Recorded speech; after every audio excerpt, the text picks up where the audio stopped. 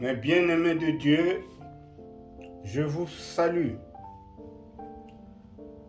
Réunis autour de la table de la parole sur le texte de Luc, au chapitre 20, les versets 27 à 40, ce 23 novembre 2024. De quoi s'agit-il dans ce texte?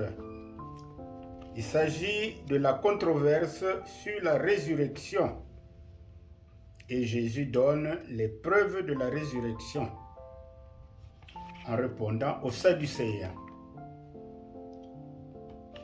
Alors, dans ce texte, les Sadducéens posent une question à Jésus. Nous allons lire la question posée par les Sadducéens. Maître, dans les écrits de Moïse, il nous est laissé ce commandement. Si un homme vient à mourir en laissant une femme, mais pas d'enfant, son frère doit épouser la veuve pour donner une descendance au défunt. Or, il y avait 7 frères. L'aîné se maria et il mourut sans laisser d'enfant. Le second, puis le troisième, épousèrent la veuve, et ainsi de suite, jusqu'au 7e, et ils mourirent tous les 7 bien sûr, sans avoir eu d'enfant avec cette veuve. En fin de compte, la femme mourut elle aussi. Eh bien, cette femme, à la résurrection duquel des 7 frères sera-t-elle la femme? Voilà la question que les Sadducéens posent à Jésus. À la résurrection, de qui sera cette femme sur les 7 frères qui ont eu la même épouse? Alors, nous devons d'abord chercher à connaître qui sont les Sadducéens. Alors, les Sadducéens constituaient une importante secte juive du temps de Jésus. La plupart des principaux sacrificateurs étaient issus de leur caste. Leur caractéristique est qu'ils ne croyaient ni à la résurrection des corps, ni à la vie éternelle. Comme les pharisiens, ils se sont violemment opposés à Christ et à ses disciples. Alors, pourquoi les Sadducéens posent cette question que nous estimons piège? Alors, il est évident que les Sadducéens, en posant cette question, se sont inspirés du lévira, c'est-à-dire du mariage d'une veuve avec le frère de son époux. En Deutéronome 25, 5, 10, pour ceux qui veulent connaître davantage ce qui est dit concernant le lévira. Alors, si les Sadducéens posent la question à Jésus, c'est de savoir, à la résurrection, duquel de 7 frères qui ont respectivement eu la femme en mariage sera le mari? Eh bien, 2 raisons expliquent cela.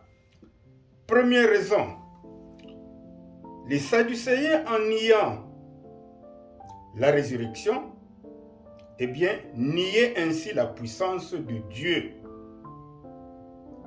Ça, c'est la première raison. Deuxième raison, bien qu'ils croyaient au Pentateuque, que sont les 5 premiers livres de la Bible, dits livres de Moïse ou simplement la loi, eh bien, les Sadducéens ne comprenaient pas les Écritures sur la question du mariage, car cette institution était utile ici-bas pour la procréation afin que l'espèce humaine puisse se perpétuer.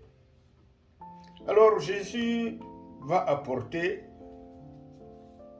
une réponse qui est en fait un éclairage sur la résurrection. Jésus, dans son exposé, vous verrez dans le texte qu'il cite Exode 3, 6. Et Jésus dit expressément que Moïse, au passage du buisson ardent, a rapporté ainsi les paroles entendues. Je suis le Dieu d'Abraham, le Dieu d'Isaac et le Dieu de Jacob.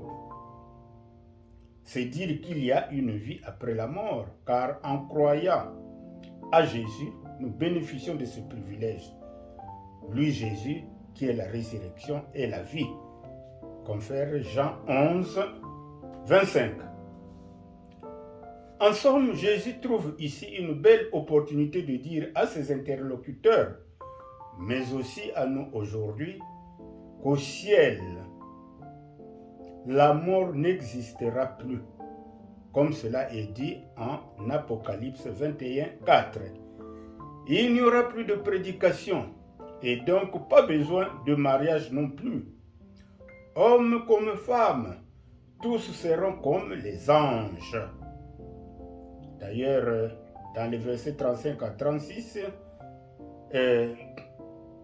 Jésus dit en substance que ceux qui seront trouvés dignes d'avoir part au siècle à venir et à la résurrection d'entre les morts seront fils de Dieu, étant fils de la résurrection. Cependant, mes bien-aimés dans le Seigneur, le statut d'enfant de Dieu s'acquiert en croyant à Christ qui donne l'Esprit de Dieu, notre guide et conseiller, confère Jean 1, 12 et Romains 8, 23. Alors, finalement, qu'est-ce qu'il y a lieu de retenir dans ce texte? Nous avons recensé deux choses importantes. La première, c'est que la question de mariage est une question terrestre. Ce sont des choses qui se passent ici-bas.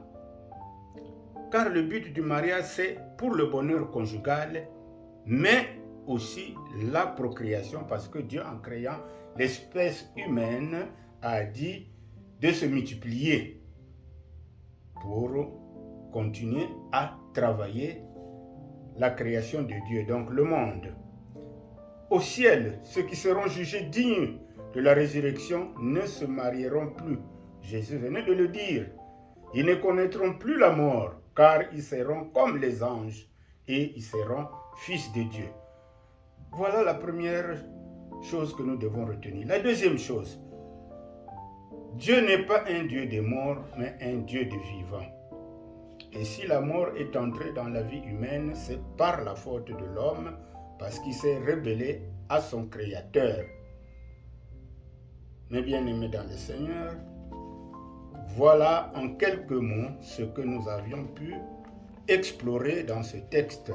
Chacun de nous peut essayer de creuser davantage pour trouver des enseignements qui nous aident à marcher dans la foi.